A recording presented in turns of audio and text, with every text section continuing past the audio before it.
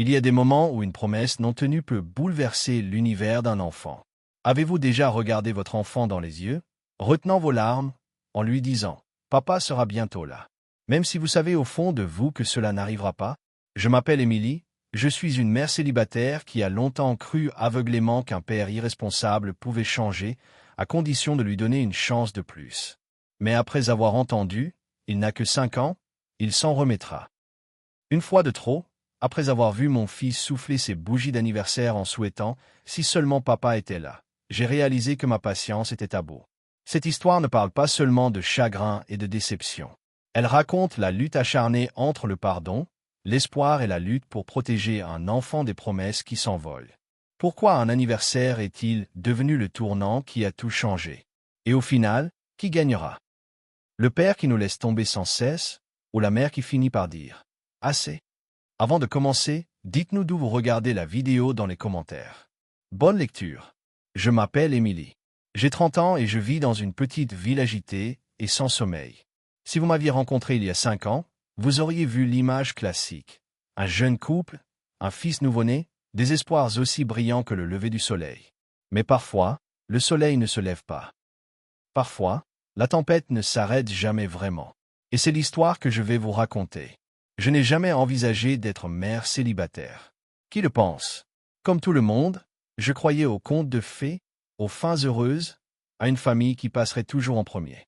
Mon fils, Noah, est né avec ce rire contagieux qui remplissait chaque recoin de notre petit appartement. L'espace d'un instant, j'ai cru que nous pourrions y arriver, malgré les failles de notre mariage que j'essayais désespérément d'ignorer. Mais les fissures se transforment en gouffres lorsque l'amour se transforme en devoir et les promesses en excuses. Mon ex-mari, Daniel, était toujours charmant au début aux fêtes, avec mes parents, chaque fois que mon meilleur ami Jess venait prendre un café. Il savait exactement quoi dire, comment sourire, comment faire croire au monde qu'il était le mari et le père de l'année. Mais à la maison, derrière les filtres Instagram, il disparaissait petit à petit. Je me souviens des premiers jours de notre rupture, les nuits tardives où il ne rentrait pas, les excuses sans conviction, les disputes froides murmurées derrière les portes closes pendant que Noah dormait. Ma mère essayait de me rassurer. Les hommes ont peur des responsabilités, ma chérie. Il finira par changer d'avis. Mais mon père détournait le regard, la déception se lisant sur son visage. Jess, aussi direct que toujours, demandait sans détour. « Pourquoi continues-tu à le couvrir ?» Avec le recul, j'aurais aimé avoir une bonne réponse. Peut-être avais-je simplement peur qu'en cessant d'y croire, tout finisse par s'effondrer pour de bon. La première véritable trahison ne fut pas un grand moment cinématographique. C'était une centaine de petites choses, des anniversaires oubliés, des spectacles de maternelle manqués, des promesses creuses de « prendre du lait en rentrant ». Chacune d'elles sapait mon espoir, mais je m'accrochais à notre routine, désespéré d'épargner à Noah la douleur de notre réalité. Le soir, allongé dans mon lit, la petite main de Noah enroulée autour de mon doigt, je me demandais comment le garçon qui était tombé amoureux de moi était devenu cette version creuse de lui-même. Il y a une douleur particulière à devoir être à la fois réconfortant et protecteur. Quand Daniel a oublié le 3e anniversaire de Noah à cause d'un voyage d'affaires qu'il a admis plus tard être un week-end à Las Vegas avec des amis, j'ai réalisé que j'élevais 2 garçons, l'un en maternelle et l'autre qui refusait de grandir. J'ai tout essayé, thérapie, discussions nocturnes, menaces, traitements silencieux. Rien n'a changé. Chaque fois qu'il promettait de faire mieux, je le croyais parce que j'en avais l'envie. C'était mon erreur. Lorsqu'il a finalement mis un terme à notre mariage, il y a 2 ans, je me souviens m'être accroché à Noah, le cœur brisé mais étrangement soulagé. Au moins, maintenant, je pouvais être honnête avec moi-même, si ce n'était pas encore avec mon fils. Mais voilà le cruel retournement de situation. Je pensais que Daniel se réveillerait, deviendrait enfin le père dont Noah avait besoin quand il comprendrait que je ne serais plus là pour arranger les choses. J'avais tort. Les déceptions continuaient.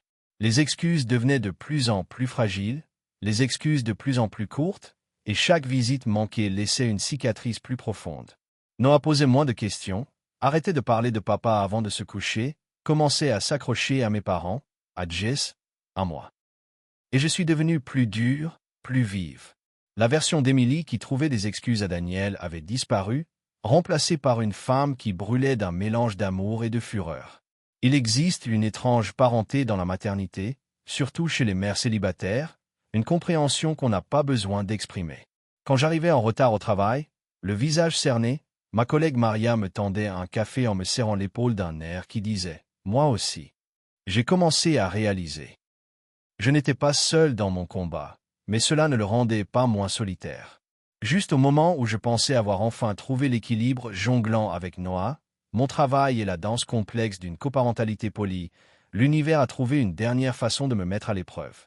Une promesse, une fête, un moment que je croyais différent parce qu'il le fallait. Mais pour Daniel, les vieilles habitudes ont la vie dure. Et parfois, il faut un chagrin d'amour complet pour pouvoir enfin lâcher prise. Aujourd'hui, alors que je me tiens à l'aube de ce nouveau chapitre, déchiré entre le chagrin et l'instinct de protection, je sais que ce n'est pas seulement mon histoire. Elle est celle de chaque mère qui a dû choisir entre le bien et la facilité, de chaque enfant qui attend à la fenêtre un parent qui ne se présente jamais, de chaque famille qui paraît parfaite de l'extérieur mais qui s'effondre intérieurement. Parce que la véritable histoire commence ici, avec un anniversaire, une promesse non tenue et une mère enfin prête à faire tout ce qu'il faut. Et cela nous amène au jour où tout a changé. Le 5e anniversaire de Noah n'était pas une simple date sur le calendrier. C'était le jour auquel je m'accrochais comme à la preuve que peut-être, juste peut-être, Daniel pourrait enfin assumer la moindre de ses responsabilités. C'est étrange comme l'espoir renaît, même après avoir été bafoué tant de fois. Pendant des semaines, Noah a parlé de sa fête avec l'excitation exubérante que seul un enfant peut ressentir. Il a dit à tout le monde, sa classe, la caissière du supermarché, mes parents, même les voisins qui promenaient leurs chiens, que « Papa vient à mon anniversaire cette année ». Il y croyait avec la foi que seuls les intrépides possèdent. La fête est devenue ma mission. Jess, armé de son pistolet à colle et de ses tableaux Pinterest, s'est occupé des décorations. Ma mère a préparé 3 sortes de cupcakes. Mon père a accroché des banderoles avec Noah perché sur ses épaules, riant et criant des instructions. Chaque détail était parfait. Les assiettes de super-héros, l'arche de ballons arc-en-ciel, la banderole « Joyeux anniversaire Noah », faites main, fièrement accrochée au-dessus de la porte de la cuisine. J'ai aperçu mon petit garçon s'entraîner à dire ce qu'il dirait à Daniel, serrant la carte qu'il avait faite pour son père, répétant à quelle vitesse il courait pour le serrer dans ses bras. Il s'est réveillé le matin de sa fête, bondissant de joie, les cheveux dressés en toux folle, les yeux brillants. « Papa arrive tôt, maman ?» a-t-il demandé. « I'll promise. » Je voulais y croire aussi. Daniel avait semblé si sûr de lui. Ces mots résonnent encore dans mes oreilles. Je ne raterai jamais son anniversaire, et tu peux compter sur moi cette fois. J'ai laissé ces mots panser chaque blessure, baisser un peu ma garde, croyant à cette très fragile pour Noah. Même Jess, d'habitude cynique, s'est laissé aller et m'a envoyé un texto. Peut-être qu'il se reprend enfin. Mais l'espoir, j'ai appris, est un poison. La fête a commencé à 2 heures. À 1h30, la maison était pleine de rires et de cris de joie des enfants d'âge préscolaire. Chaque fois qu'on sonnait à la porte, le visage de Noah s'illuminait, pour s'assombrir légèrement lorsqu'il s'agissait d'un simple ami, d'une tante ou d'un voisin. Mes parents n'arrêtaient pas de me serrer la main, espérant silencieusement un miracle. Jess faisait des blagues nerveuses, jetant des coups d'œil à son téléphone aussi souvent que moi. 2 heures passèrent. Toujours pas de Daniel. J'ai envoyé un SMS, puis j'ai appelé. Message vocal, puis silence. Je sentais les membres de ma famille me regarder avec cette inquiétude impuissante qui n'apparaît que lorsqu'on voit l'espoir d'un enfant s'évanouir lentement. Noah commença à demander, de plus en plus bas. « Papa est déjà là ?» Je souris, forcé et creux, mentant pour le protéger. « Bientôt, mon chéri. » Il l'a promis. Puis, à 14h13, le texto de Daniel est arrivé. « Désolé, un imprévu. Impossible. Souhaite un joyeux anniversaire à Noah. » 15 mots. Aucune explication, aucune excuse, aucun « je t'aime ». Je suis allé dans la cuisine et j'ai collé mon front contre le carrelage froid, la rage et le chagrin me serrant la poitrine. Jess m'a trouvé là, m'enlaçant de ses bras, avec une fureur silencieuse. Ma mère planait en retrait, essayant de détendre l'atmosphère, mais son regard était vitreux. Le véritable chagrin est survenu lorsque Noah a soufflé les bougies, entouré de sa famille et de ses amis, mais le regard toujours tourné vers la porte. Au moment d'ouvrir les cadeaux, Noah s'est arrêté devant le cadeau que Daniel avait livré à la maison, scrutant l'étiquette du doigt. Pourquoi papa ne l'a-t-il pas apporté lui-même? A-t-il murmuré.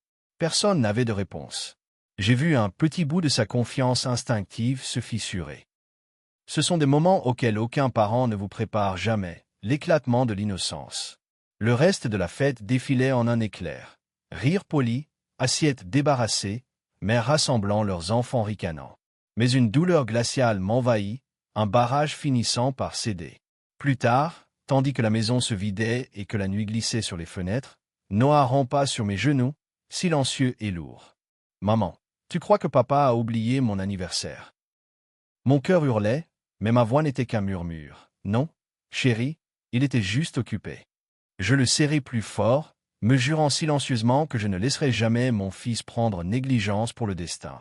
Ce jour-là, tous les témoins, mes parents, Jess, même les membres éloignés de ma famille, ont tout vu. Les épaules de Noah se sont affaissées, la fête s'est transformée en une douleur silencieuse. Jess, fermant la porte derrière le dernier invité, a murmuré « Tu mérites mieux. » Noah Wright Lamont. Mon père, qui n'était pas très bavard, a posé une main douce sur mon épaule en signe d'approbation silencieuse. Mais la pire vérité m'a frappé après minuit, lorsque mon téléphone a vibré avec un message d'un ami commun. Une photo de Daniel, tout sourire avec une nouvelle petite amie dans une station balnéaire. L'horodatage correspondait à la fête de Noah. Cette image a fait voler en éclats les derniers arguments qui me restaient. Ce n'était pas une urgence. Ce n'était pas du travail. C'était un choix. La décision de rechercher le plaisir au détriment d'une promesse faite à un garçon de 5 ans. C'est à ce moment-là que l'attente s'est finalement effondrée en déception, et la déception en résolution. Il y a des trahisons qui vous transforment, qui transforment votre chagrin en quelque chose de plus fort. À cet instant, j'ai su que je ne pourrais jamais demander à Noah de continuer à attendre à cette porte, pas pour quelqu'un qui n'avait jamais eu l'intention de rentrer. J'étais loin de me douter que cet anniversaire marquerait non seulement la fin de l'attente innocente de Noah, mais aussi le début de ma propre confrontation avec la vérité. Car parfois, le point de rupture d'une mère est le début de tout changement. Et c'est à ce moment-là que j'ai décidé de me battre enfin pour le bonheur de mon fils, quel qu'en soit le prix. C'est étrange ce qui peut vous briser. Parfois, ce ne sont pas les 1000 petites déceptions, mais une seule vérité indéniable qui vous tombe dessus à 2 heures du matin. Ce soir-là, après la fête, après que Noah se soit enfin endormi, emmêlé dans ses draps de super-héros, je me suis assis seul sur le canapé du salon, repensant à la journée, à l'appel manqué, au texto de 15 mots de Daniel. J'ai essayé de me rassurer avec toutes les excuses que j'avais appris à inventer. Peut-être que le travail l'avait éloigné. Peut-être qu'il s'était passé quelque chose. Mais en tant que mère, nous apprenons à faire la différence entre un accident et une habitude, un choix. La vérité est arrivée non pas avec une confession, mais avec une photo. Mon téléphone vibra, un message de Rachel, une autre maman de l'école maternelle de Noah, toujours au courant, un peu trop avide de ragots. J'ai failli ne pas l'ouvrir. Mais il était là, Daniel, dans un hôtel au bord d'un lac bleu vif, bras dessus bras dessous avec une femme que je n'avais jamais vue. Le soleil miroitait sur l'eau, des verres à la main, un large sourire. L'horodatage était sans équivoque. Il n'avait pas seulement raté l'anniversaire de Noah. Il avait choisi l'amour plutôt que les responsabilités, le plaisir plutôt que la parentalité. Le monde tournait et se rétrécissait en un point d'épingle.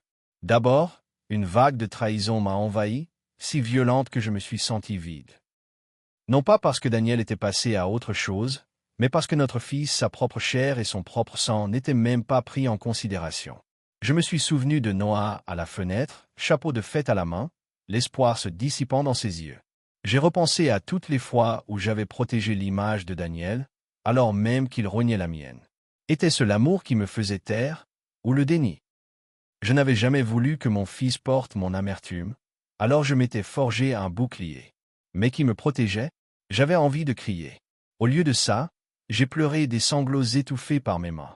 Jess m'a envoyé un texto, sentant que quelque chose clochait. « Ça va? Je suis réveillé. » J'ai tapé, effacé, retapé, et finalement je lui ai envoyé la photo.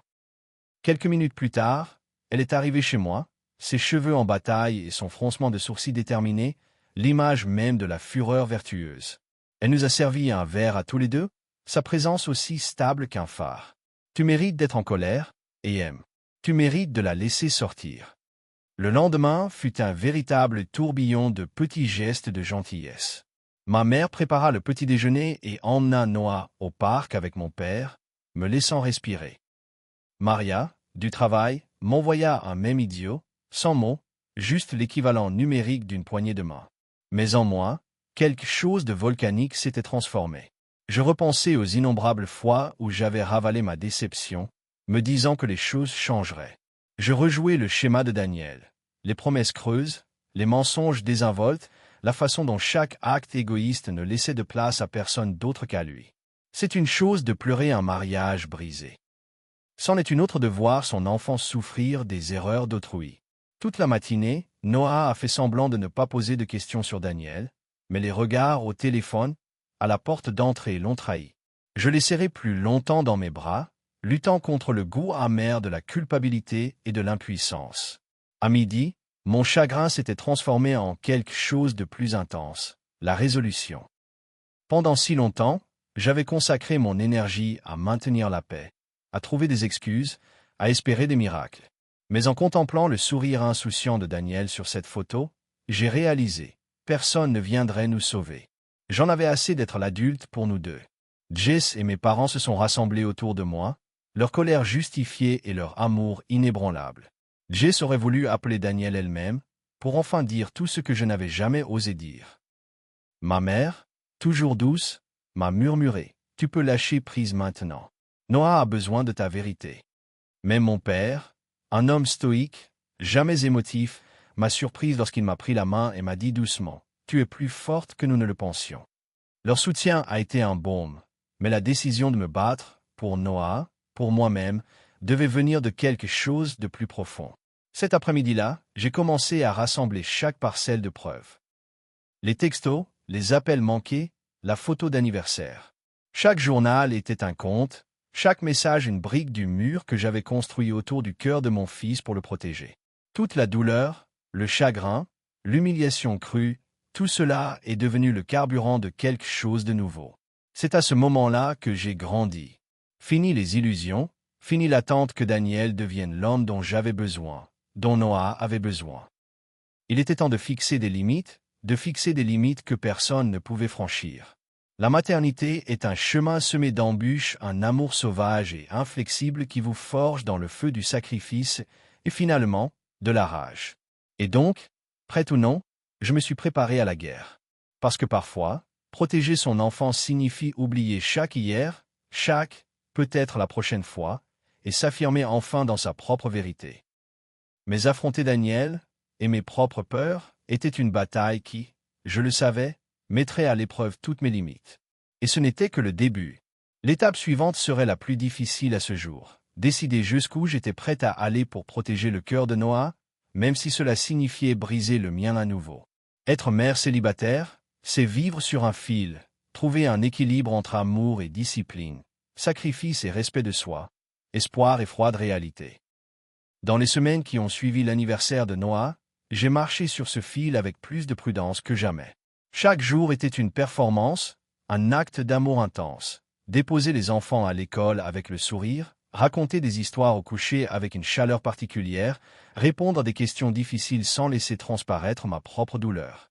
Pendant tout ce temps, je sentais un poids implacable peser sur ma poitrine, un sentiment d'effroi mêlé à une rage sourde. Je voulais en protéger Noah du chagrin, préserver un peu plus longtemps son innocence d'enfant. Mais comment le pouvais-je, alors que l'absence de Daniel et ses promesses non tenues projetaient une telle ombre sur ma vie? Chaque conversation était empreinte de tension. Noah demandait si papa venait ce week-end, l'espoir perçant son visage, et je forçais la gaieté dans ma réponse. On verra bien, mon chéri. En moi, la colère bouillonnait. Pourquoi mon petit garçon devrait-il se demander si et jamais quand son père viendrait? Jess, toujours pragmatique, m'a poussé à arrêter de chercher des excuses. Émilie, tu le portes encore. Pour une fois, laisse Daniel assumer le prix de ce qu'il a failli. Mais ce n'était pas seulement une souffrance émotionnelle, c'était un véritable chaos logistique.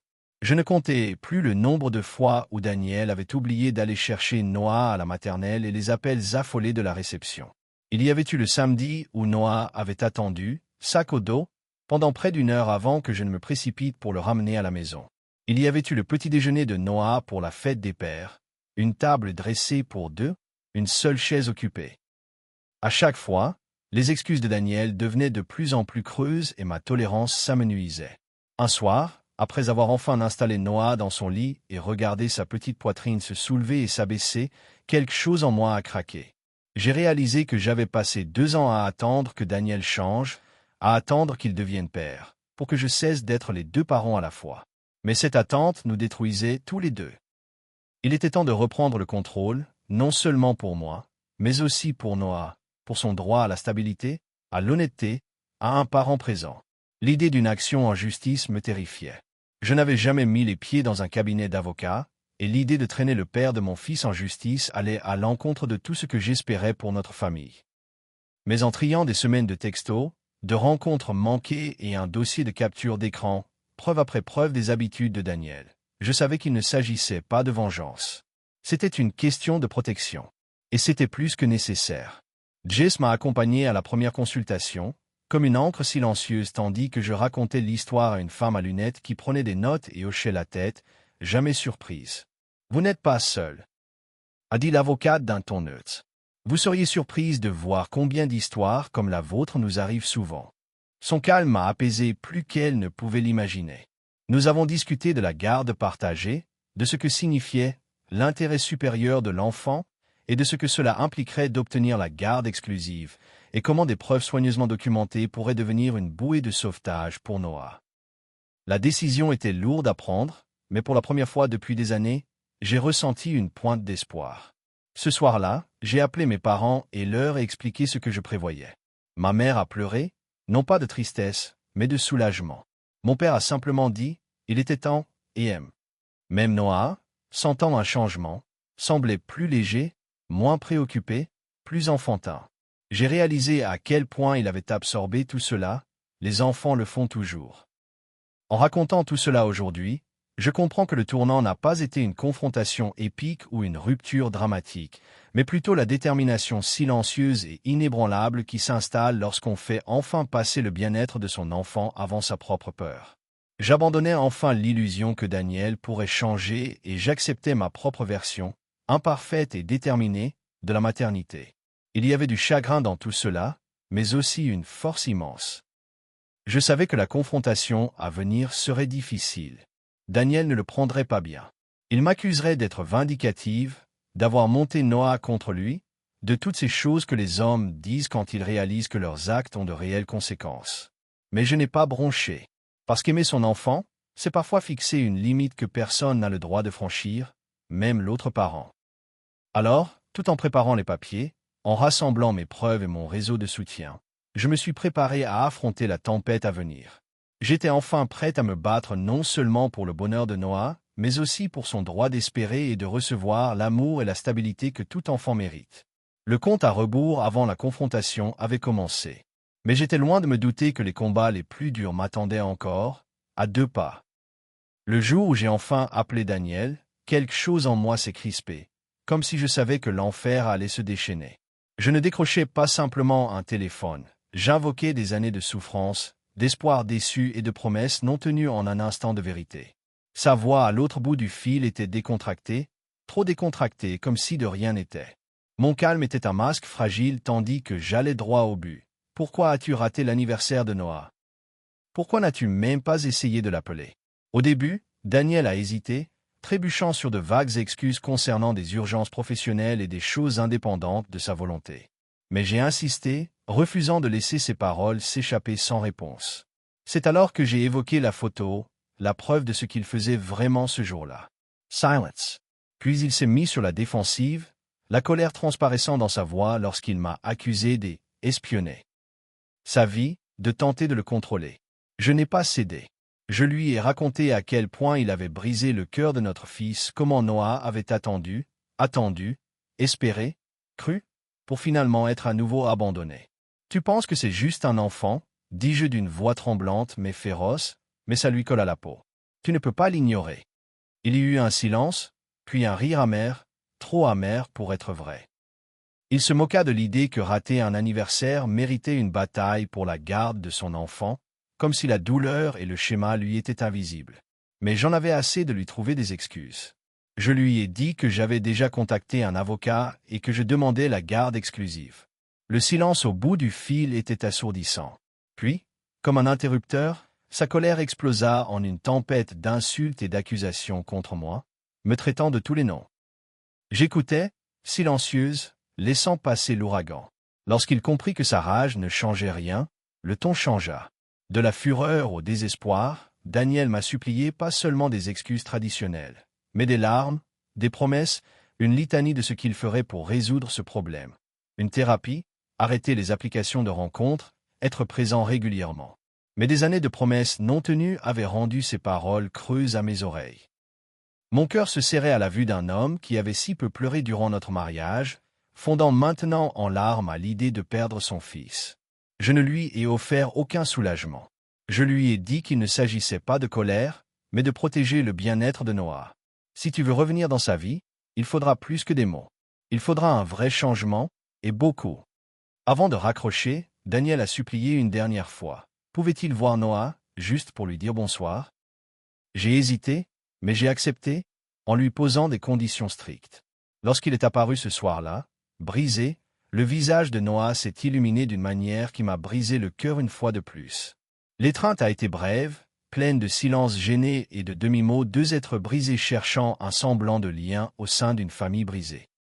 Plus tard, alors que je regardais Daniel s'éloigner, les larmes me sont montées aux yeux, non pas pour lui, mais pour le garçon pris au milieu de deux mondes. Jess et mes parents ont été mes piliers quand j'en avais le plus besoin. Jess, féroce et protectrice, m'a rappelé, c'est ton combat, et aime. Ne te laisse pas manipuler. Ma mère, calme et forte, me tenait la main et murmurait, tu agis bien envers Noah. Cette nuit-là, alors que la tempête intérieure s'apaisait un peu, j'ai réalisé que la bataille était loin d'être terminée. Mais j'étais prête. Non pas parce que je voulais la guerre, mais parce que je ne laisserais plus le cœur de mon fils être brisé. Et alors que le processus juridique se profilait, les choix à venir promettaient davantage de douleur, mais aussi, peut-être, une chance de véritable guérison. Le test final approchait et je serais prêt.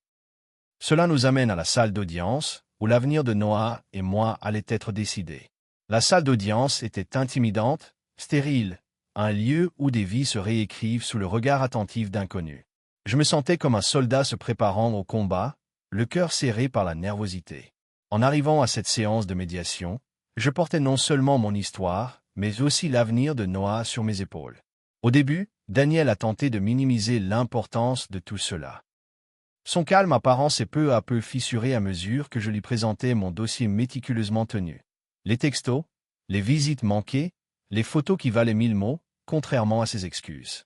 Le médiateur écoutait, le regard attentif, pesant chaque mot.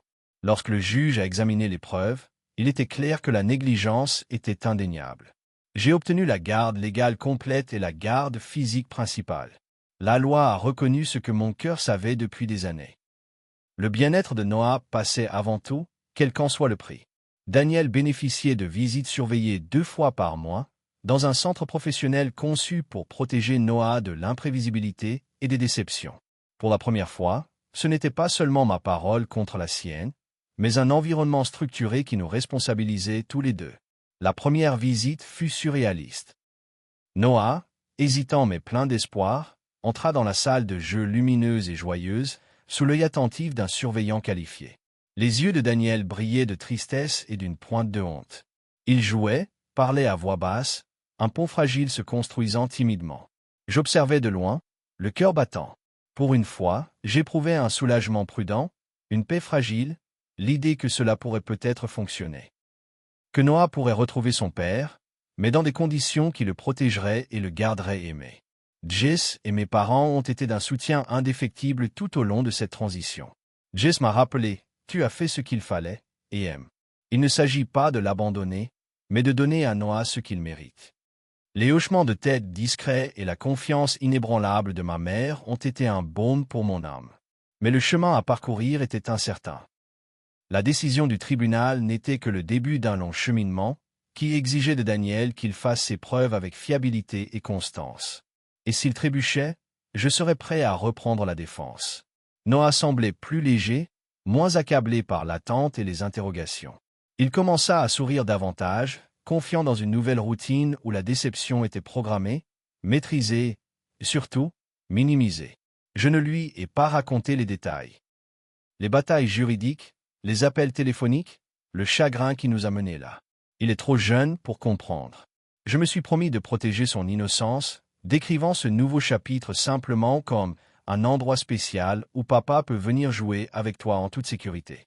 Cet équilibre, entre espoir et prudence, amour et protection, définit mon parcours actuel. Il est chaotique, imparfait, mais il est le nôtre. En y repensant, je ne vois pas seulement la douleur et la trahison, mais aussi la résilience inébranlable que la maternité a forgée en moi. Et même si la présence de Daniel est limitée, je garde l'espoir qu'un jour, grâce à la patience et à un véritable changement, mon fils pourra avoir à la fois le père auquel il aspire et l'enfance qu'il mérite. Mais pour l'instant, telle est notre réalité. Et je suis fier des combats menés, des limites posées et de l'amour farouchement défendu. Et ainsi notre histoire continue, non pas comme une famille parfaite, mais comme une famille qui refuse d'abandonner. Merci beaucoup d'avoir pris le temps de regarder cette vidéo. Votre soutien est précieux pour moi. Si vous avez trouvé cette histoire pertinente ou utile, n'hésitez pas à l'aimer, à la partager et à vous abonner. Cela contribue grandement au développement de la chaîne et à sa diffusion. N'hésitez pas à laisser un commentaire ci-dessous pour nous faire part de vos commentaires ou suggestions. Ensemble, nous pouvons améliorer cet espace. Merci encore d'être là.